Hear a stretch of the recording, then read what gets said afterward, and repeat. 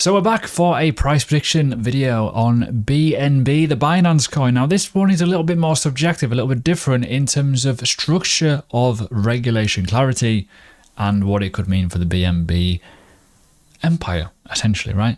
I've done previous videos, as you can see on the screen. If you like my predictions, let me know. We're going to come back to them in the future. I'm using a very methodical way of doing it, using Fibonacci, supply and demand, etc., etc. They are not going to be globalized, oh my god, mental kind of crazy predictions. They're kind of what structure and potential extensions are going to give us, so they are realistic instead of people going, oh, XRP $500 randomly. So yeah, but in terms of the market, do a quick little refresh here. Nothing's really happening in the fear and greed. It's kind of a bit of a lull, and BNB has, let's just talk about it briefly, sorry, the FUD has dried up. But that doesn't mean we're going to see future problems or not going to see future, but I don't know. We're in the dark, aren't we? Let's be honest here. So we're going to be so alert to that. Exchange tokens usually do well, but I think the time of exchange tokens may be getting towards an end because of the centralized element of them. People are a bit more worried about using their funds and keeping their funds on them. That kind of makes sense in my line of thinking. So I don't tend to play around with exchange tokens these days. However, there is some people that do. There are some people that hold BNB and they want to see where it could go. Now, weekly timeframes looking pretty okay. Monthly timeframes, yeah, not bad. However, where can it go in the future? What can happen? Now, in the short term, I want to talk about the short term in terms of potential downward movement. Now, I want to cover this because I think it's important. This level of potential demand here, roughly around $210, is critical. If there is some bad news and something goes really wrong here, I want to be the first to say it, we will probably fall a lot lower. There's going to be an absolute massive gap here where this candle went whoa, bang, right? We call it fair value gap. We call it a liquidity gap. We call it also a problem because it could free fall from that point. Now, I'm not trying to scare you, but I'm just kind of making an obvious point. That is a big hole to kind of fill. And let's just be honest here. It really did rocket. So we are at that level of interest, which is looking relatively interesting to see where it's going. But what we have right now, we have a clear level as the floor, which is important. If we break below that, a lot of this TA will be invalidated for obvious reasons. So keep your fingers crossed. Okay, we may well come back to this one. It may have made a new bottom, but this also goes for a lot of the other assets that I've done. So be wary of potential invalidation. So if we're going to go from the top, now I'm going to use this spike. Okay, the previous kind of high, realistically. The body's perfectly in synchrony kind of format. It's pretty interesting, really, to see how that happened. But yeah, the wicks did not create the bigger trail. So fib goes on. Fib looks nice. So where can we go? Well, this is the ultimate question. In terms of when we look at the weekly time frame on this, let's just, hold on. Whoa, hold on a minute, man. Let's not go too deeper. Come on. Sort your life out, Ash. Anyways, moving on. It's kind of an important level. A number of these levels are, in my opinion, important. Now, the first one that really jumps out, you got to look at structure. Key levels of structure. Now, this one's a big one, in my opinion, right? It's right in the fib level. We've had a little bit of resistance, a little bit of a breakout, pulled below, bang. Level of support around it, boom, up to the upside. Came as level support once, twice, tried to break out, deviated, then cataclysmically just dropped like a stone. Why did it drop there? Well, we all know what happened here. Luna happened, right?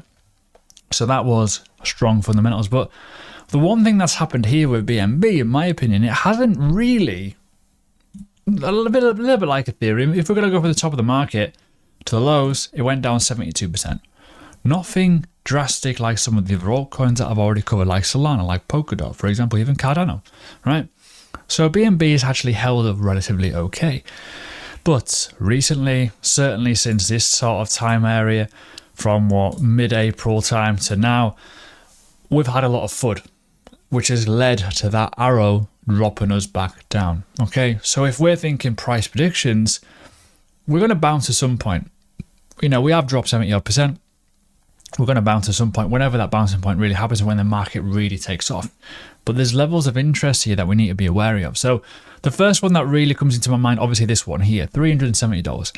If everything's tickety-boo, no real dramas, Binance is still operational, there's a good chance it probably hits that again.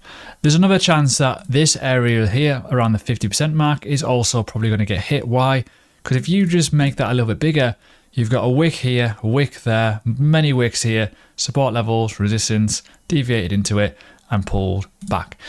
Roughly a nice little fair area for it to go. Again, 618 levels, number of wicks, number of bits and pieces. But if we go down to the 2-day time frame and have a little look at this area, there's a lot more fabric of where wicks have kind of hit in where that 50% mark is, and obviously where that 618 level is, as well as here. So in terms of the technicals, it lines up with levels of demand and also supply, where we could see a lot of people taking profits at these levels.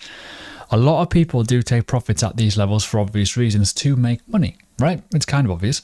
I know it's hard for some people to comprehend making money, but the reality is this is still quite an obvious kind of play.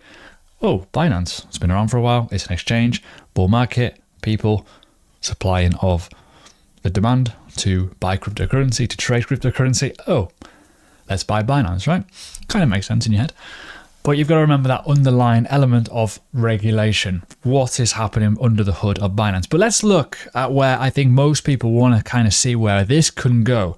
Now, if everything is tickety-boo and it's rosy and we're not going to make a new low, we're going to be looking at some nice juicy levels. And will we see a $1,000 BNB? It's possible. Don't get me wrong. If everything, as I say, is tickety-boo, bull market vibes, remember, Binance are freaking huge, right? They are by far crushing it in terms of every bit of trading volume, the weekly visits, the amount of markets they've got. They are literally the monopoly, right? So when you look at the fact of why people are going for them, why there's all kinds of FUD, why the interest is there, why this is happening, etc., it's kind of obvious when you think about it. But again, FUD, mud, it sticks to a wall sometimes, right? So just be mindful. So it doesn't mean that it's a dead cert that this is going to go up because of bull market vibes, exchange tokens. No, it kind of means, well, just be careful because you just don't know. So for me, and I've often said this before, I do feel that $1,000 for BNB is not unrealistic, right? The reason why I say that, it's a really nice number. It's had a big run. It's got its own Binance chain still. There's still a lot of elements around that. They're looking probably to kind of get a bit more into the stable currency market again. I don't think they really need one. Obviously, we've got PayPal now. Oh, God, that could be fun. So there's a lot of interest there, but the reality is that is a big extension, and it also is a very, very nice move in the grand scheme of things. If we are going to go from this low now to up here, could still be a 4 or 5x. But to some people, that isn't enough. And this is the interesting point. There's altcoins that I've covered that could easily do a 5 to 10x pretty easily, really. Let's be fair, because they've fallen that much. The problem with BNB is it hasn't really fallen enough. And this is where I have that reserved element thinking, what if it goes lower first? It might do. So if we're going to look at the obvious here and look at $100, just to show you the difference here. So if we go down to $100 and we go to $1,000 from that point, for obvious reasons, you can see the numbers are very, very different. It means a lot more if this is going to melt, because if this melts, it's going to really change the dynamic of where the demand could be for Binance coin. So just be absolutely mindful of that. But yeah, $1,000 could be of absolute huge interest here. And let me explain why this will look all right in terms of market capitalization. So if BNB does actually hit that $1,000 level, it's 153 billion market cap. Not massive. No, it's definitely not. Because when you look at the likes of Ethereum, 219 right now, yeah, you could probably argue it could go much higher. Will it go much higher than that? I don't know. I cannot see it going over to like $1,500 or $2,000 per BNB anytime soon. I think there's a lot of a gappage to kind of make for that. There's also a lot of reservations with Binance and its conduct, as I've alluded to before. But yeah, there's definitely possibilities here that we could see a much higher number. But I think if that is $1,000 with the rise of the decentralized exchanges, with the rise of like hardware wallets and stuff like that versus likes of holding your cryptocurrency on exchanges, I think stuff like that could actually hinder essentially. However, there's a lot of new people that come into the space that take centralized exchanges for granted and their word is gospel. So there's definitely, situations where we may actually see it go, well, it might actually go to $2,000. And that could lead it to going up to, 307 billion market cap. So there's definitely food for thought here. But I would say this, err on the side of caution when it comes to exchanges, just due to the fact of the centralized nature, the regulatory clarity that we're looking for, and obviously certain things that does happen in the bull market. If you are going to ride it in the bull market, get out in the bear market, kind of makes sense, right? But the reality is you've got to be absolutely clear in terms of what you're investing in, because some exchanges will do well, some won't. It just depends on where they're operating and what they're doing. So there we go. If you enjoyed this, let me know. Let me know in the comments what you think as well. It's always good to see your input. But overall, for me, I think it's going to probably do all right. As much as the FUD's annoying, it's kind of dried up a little bit. They are a big monopoly. They are always going to get it. If Binance go down, it's going to be the worst thing for crypto. That's literally it. That is pretty much, in my opinion, crypto could be in the dark ages for a very, very long time. But yeah, if you want more of my content, more of my analysis, more of my information, check out my Patreon. If you want to learn more, check out Learning Crypto. There's a nice little juicy discount if you go on the main website, 20% off. It's really, really worth it. So yeah, enjoy.